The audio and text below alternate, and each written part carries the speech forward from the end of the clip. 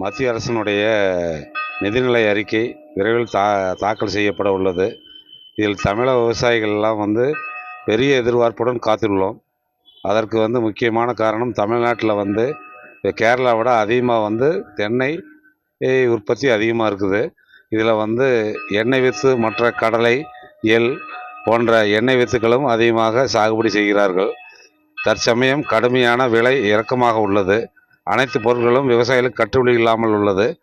அதை உடனே உரிய ஒரு நல்ல விலை கிடைக்கிறதுக்காக இறக்குமதி செய்யப்படும் சூரியகாந்தி எண்ணெய், சோயா எண்ணெய், பாமாயில் போன்ற உணவு எண்ணெய்களுக்கு இறக்குமதி வரியை 50% அதிகரிக்க வேண்டும். அப்பொழுதுதான் தமிழக எண்ணெய் வித்து விவசாயிகள் பயன்பெற முடியும். அதனை எதிர்பார்த்து தமிழக விவசாயிகள் காத்துள்ளோம்.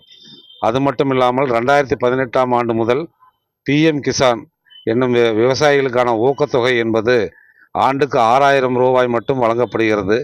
தற்போதுள்ள சூழ்நிலையில் விவசாயிகளுக்கு அது போதுமானதாக இல்லை.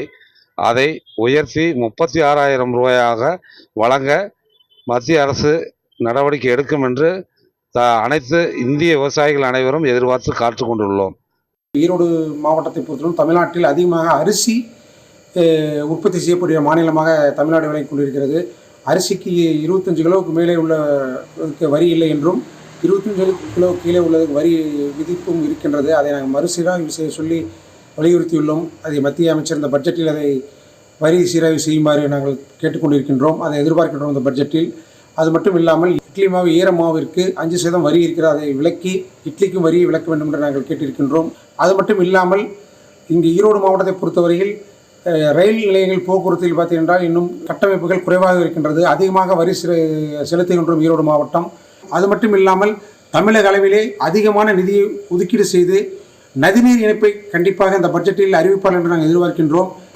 காற்று மாசுபடுவதையும் மற்றும் நீர் மாசுபடுவதையும் மத்திய மாநில அரசில் கலந்து அதற்கென்று குழு அமைத்து அதற்கென்று ஒரு பெரிய நிதியை ஒதுக்கி தண்ணீரையும் காற்றையும் சுத்தப்படுத்துவதற்கு முதல் முயற்சியாக திட்டத்தை மத்திய அரசு இதற்கு முழு முயற்சி எடுக்கவில்லை என்றால் மக்கள் எதிர்காலத்தில் நோயின்றி வாழ முடியாது. அனைத்துவருக்கும் மிகப்பெரிய கொடிய நோய்கள் தாய்க் கொண்டிருப்பது காற்றும் நீரும் தான். இது ரெண்டும் மாசுபடாமல் இருப்பதற்கு பொது சுத்திகரிப்பு நிலையம் அரசாங்கமே நடத்த வேண்டும் என்று கோரிக்கையாக வைத்துக் கொண்டிருக்கின்றது.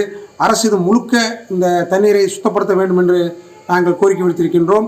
இதையெல்லாம் மத்திய பட்ஜெட்டில் தமிழ்நாட்டுக்கென்று அதிக நிதியை எதிர்பார்க்கின்றோம். ஏனென்றால் இங்கிருந்து அதிக வரி செலுத்துகின்றோம். அதிக மக்கள் தொகையும் உள்ள இந்த மாநிலம். அதனால் இந்த மாநிலத்தில் தொழில் வளர்ச்சிக்காக நிதியை ஒதுக்கி தமிழ்நாடு வளர்ச்சிக்கு அதிக முக்கியத்துவம் கொடுப்பார்கள். விமான சேவையில் இன்னும் முக்கியத்துவம் கொடுக்க வேண்டும்.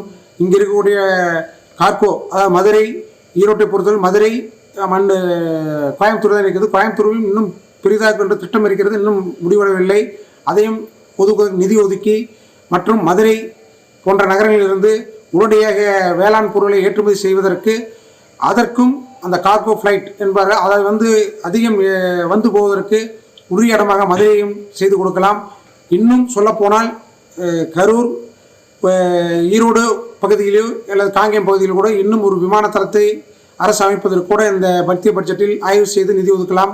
அதுபோல் நிறைய கோரிக்கைகள் நாங்கள் அனுப்பி இருக்கின்றோம். இதையெல்லாம் ஈரோடு மாவட்ட அனைத்து யூனியன் சென்டர் பேட்டியா சார்பாக நாங்கள் மத்திய பட்ஜெட்டில் அறிவிப்பார்கள் என்று நாங்கள் எதிர்பார்க்கின்றோம். தமிழ்நாடு அரசு தற்பொழுது 3000 தறிகளுக்கு 1 லட்சம் ரூபாய் வீதம் முதல் கட்டமாக விசைத்தறிகளை நவீனமயமாக்குவதற்கு, ஆட்டோலோமுக்கு ஈக்குவலாக விசைத்தறிகள் மூலம் துணிகளை உற்பத்தி செய்வதற்கு மானியம் வழங்கி இருப்பதைப் போல மத்திய அரசும் இந்த பட்ஜெட்டில் நிதியை ஒதுக்கி விசைத்தறிகளை நவீனப்படுத்துவதற்கு நிதி ஒதுக்க வேண்டும் என்று கோரிக்கை வைக்கிறோம். இரண்டாவதாக, விசைத்தறிகள் செலவினங்களில் மிக முக்கிய பங்கு வகிப்பது மின்சார கட்டணம் என்பதால் மின் உற்பத்தியை விசைத்தறி கூடங்களிலே உற்பத்தி செய்வதற்கு விசைத்தறி கூடங்களில் உள்ள மேற்கூரையில் சோலார் பேனல்கள் அமைத்து மின் உற்பத்தியை மேற்கொள்வதற்கு சோலார் பேனல்களுக்கு 50% மானியமும் மீதமுள்ள தொகையை குறைந்த வட்டியில் கடனுதவி வழங்குவதற்கு இந்த பட்ஜெட்டில் நிதி ஒதுக்க வேண்டும் என்று கேட்டுக்கொள்கிறோம்.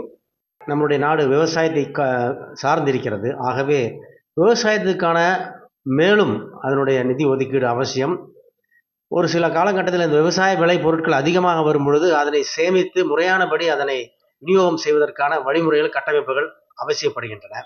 பள்ளிக்கூடங்கள் மேலும் இந்த ஸ்மார்ட் கிளாஸ் என்று சொல்லக்கூடிய டிஜிட்டல் வகுப்பறைகள் அதிகப்படுத்த வேண்டும். ஆகவே இந்த கல்வியை போதிக்கக்கூடிய ஒரு முறையை நாம் அதிகப்படுத்த வேண்டும். மாணவர்கள் கல்வியை விரும்பி பள்ளிக்கு வருவதை மிக முக்கியமாக கவனிக்க வேண்டும்.